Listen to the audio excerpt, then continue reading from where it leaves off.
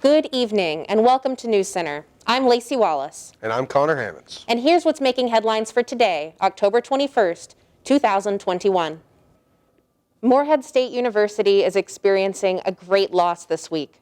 Monday morning, 19-year-old student Elizabeth Creamer was found dead in Alumni Tower. SGA will be hosting opportunities tonight at the Bell Tower to pay respects to the student, starting with moments of silence at 5 o'clock p.m. and 7 o'clock p.m. and a candlelight vigil in the same location at 8 o'clock p.m. If you're feeling the need to reach out, please contact Counseling and Health Services or visit Allie Young Hall where they are located. There are also religious organizations you can seek to find comfort there.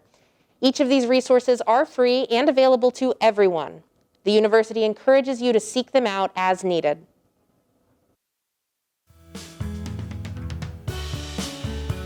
No matter where they go. No matter how high they soar. They never forget where they learned to fly. Once an eagle, always an eagle. Once an eagle, always an eagle. Once an eagle, always an eagle.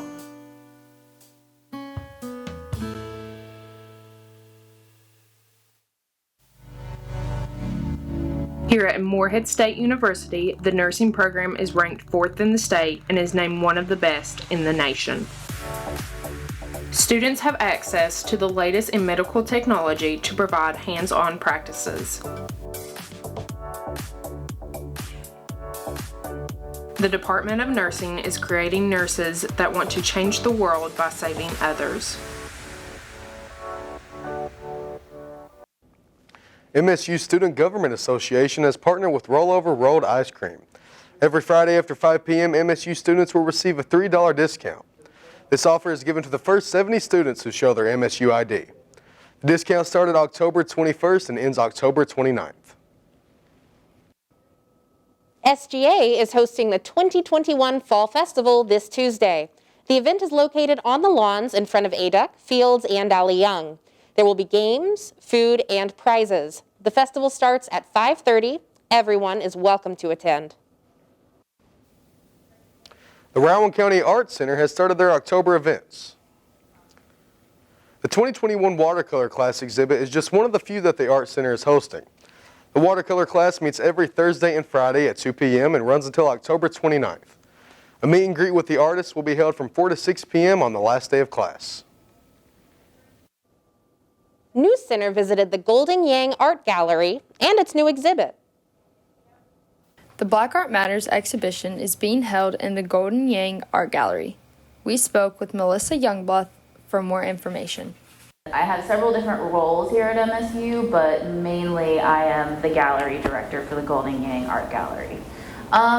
We wanted to stay topical, so I'm in my 3rd year here at MSU.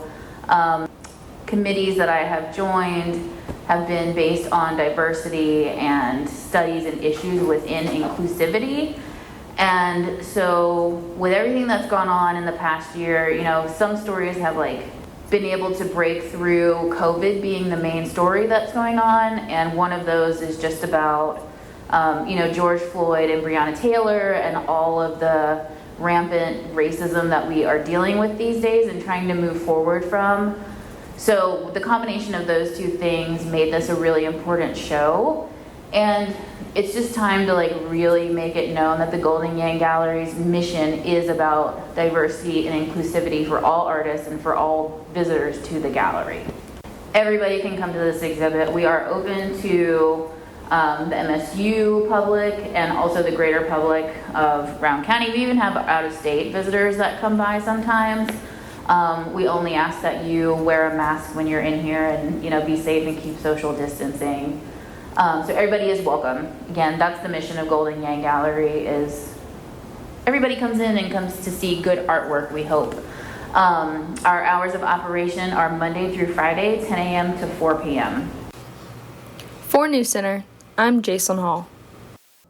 We'll be back with your weather forecast after the break. Eagles always soar high, but you might be feeling low if your Eagle card gets damaged or lost. Stop by the Eagle Card office today to get your replacement.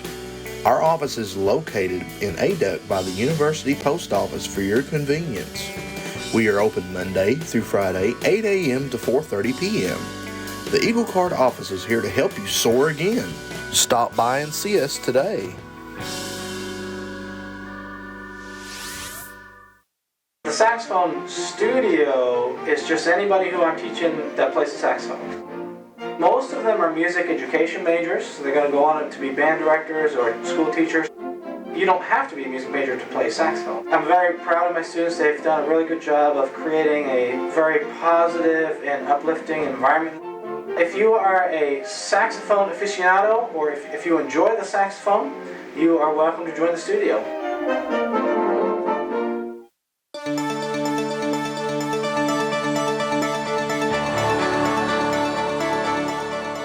How's it going today, Eagles? Let's kick it in for our weather for the week, starting with today.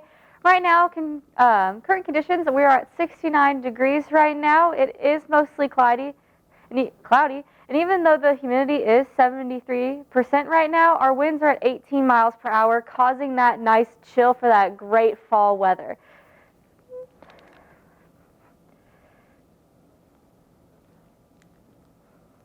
Moving on for the whole state of Kentucky. Right now, Bowling Green is at the highest with 77, with Louisville falling right behind at 74. And Frankfort, London, and Ashland are at a nice 73. And Lexington is at a 70. The lowest in the state is Moorhead and Paducah at 69 right now. And for tonight, it will have a slight chance of rain. It is 30% chance with a low of 46. So if you're going out tonight, don't forget some umbrellas, jackets, and be careful on the roads out there tonight. The sun will be setting at 6:47. Tomorrow it will still be cloudy with a high of 56, and the sunrise won't be until 7:49 tomorrow morning. Looking at the weather for the week, today the high was 72 and it was mostly cloudy with a low of 46. Friday it will still be cloudy with a low of 46 as well with a high of 56. Saturday, it will start to get more warm with it being partly sunny with a low of 51 but a high of 61. And then on Sunday, it's going to get a little bit warmer, still partly cloudy, but it will be 72 with a low of 58. And on Monday, it will be 70, mostly cloudy, so the sun's going to go away after that with a low of 52. On Tuesday, it will be 63 and partly sunny with a low of 48. And on Wednesday, it will be partly sunny with a high of 67. And don't go anywhere, because when we get back from the break, we'll be going back to Bo with sports.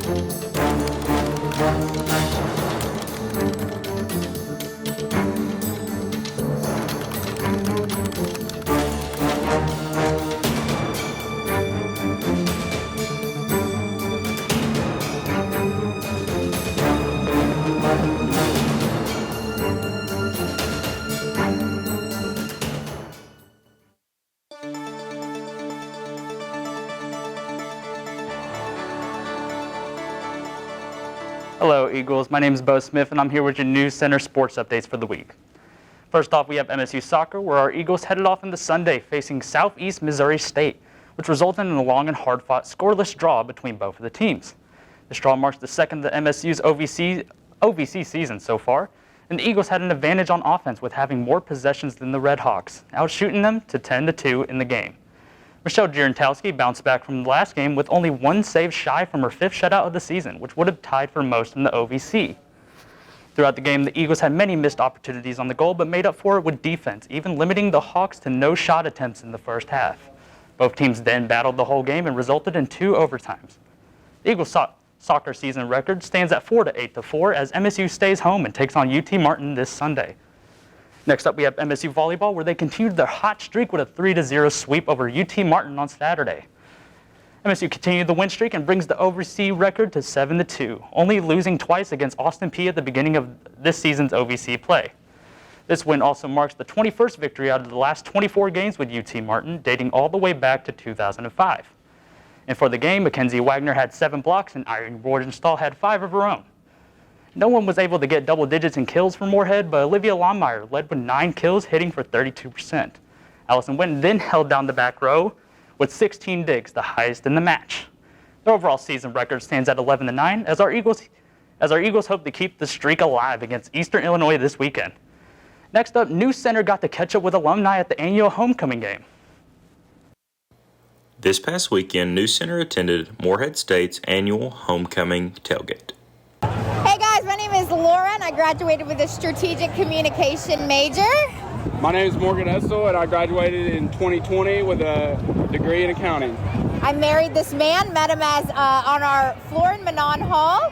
I am currently working in Cincinnati in healthcare cell. I recruit travel nurses to work inside our hospitals and making healthcare better every day. I currently work in Northern Kentucky at an accounting firm and specialize in government audits. We're so glad to be back here at Moorhead and get to see our fraternity brothers and sorority sisters and be back with the Eagles. Let's go Eagles!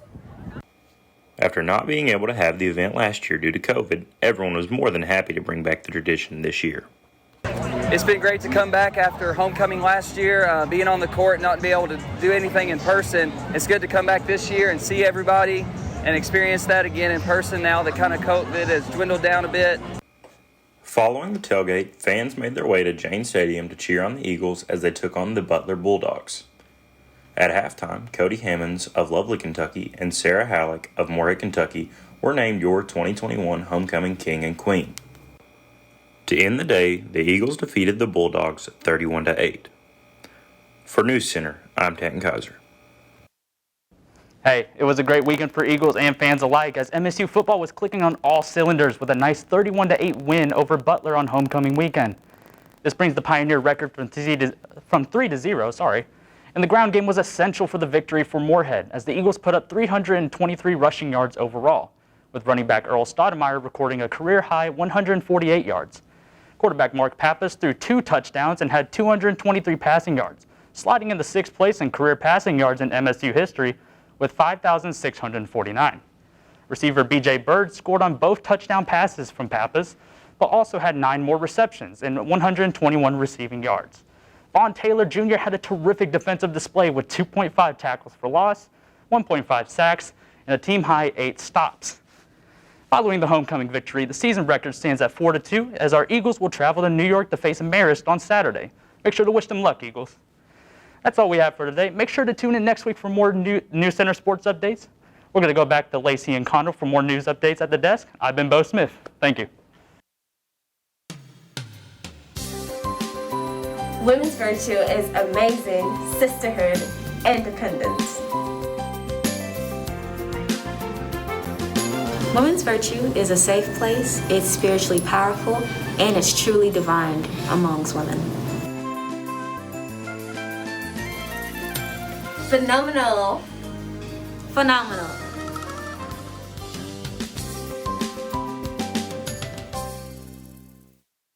I struggle with mental health.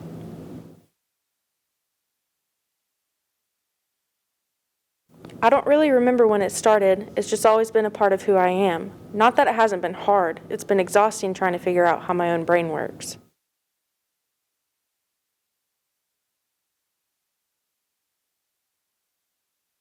Being in college has taught me how to balance a large workload while also getting to take care of my mental health.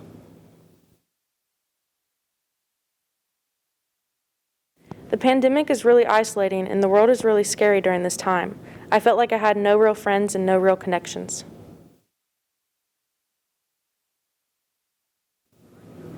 If you're struggling, please know that you're not alone. Things get better no matter how much it feels like they won't.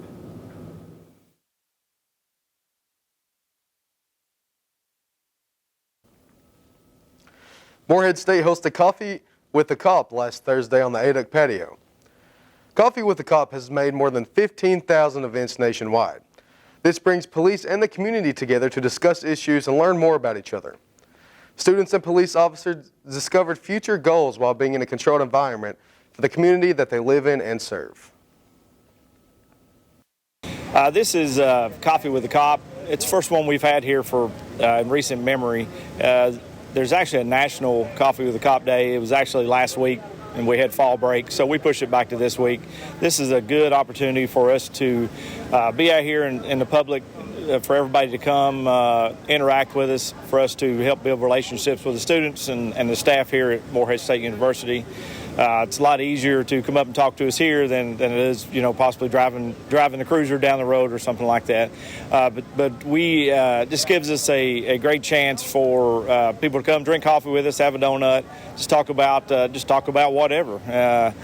And break down the barriers that there oftentimes are between the police and the students. Just let them know that we're here for them for any kind of help, any kind of issue. It's all about relationship building, and that's why we do it. Hopefully, we keep it going for years to come. MSU's Space Science Center's Star Theater has reopened its doors for the first time this year. The event featured a preview of the show, videos about a program called Mars 1001, a talk about the stars from Dr. Grupa, live traditional music, local folk art, and refreshments. The Star Theater is open on the second and fourth Saturdays of the month for a planetarium program featuring a feature and night sky presentation. The Star Theater will also be open the fourth Friday of every month, showing a vintage science fiction movie. Admission is free for all MSU faculty, staff, and students, and children under 5. For other prices, visit the Star Theater's Morehead webpage. On top of that, it's just helped a lot of the younger students, really gain their passion in the space program, as well as it's very interactive, and it helps students really learn that way. That's all the news we have for you this evening. From everyone here at NewsCenter, good night, and thanks for watching.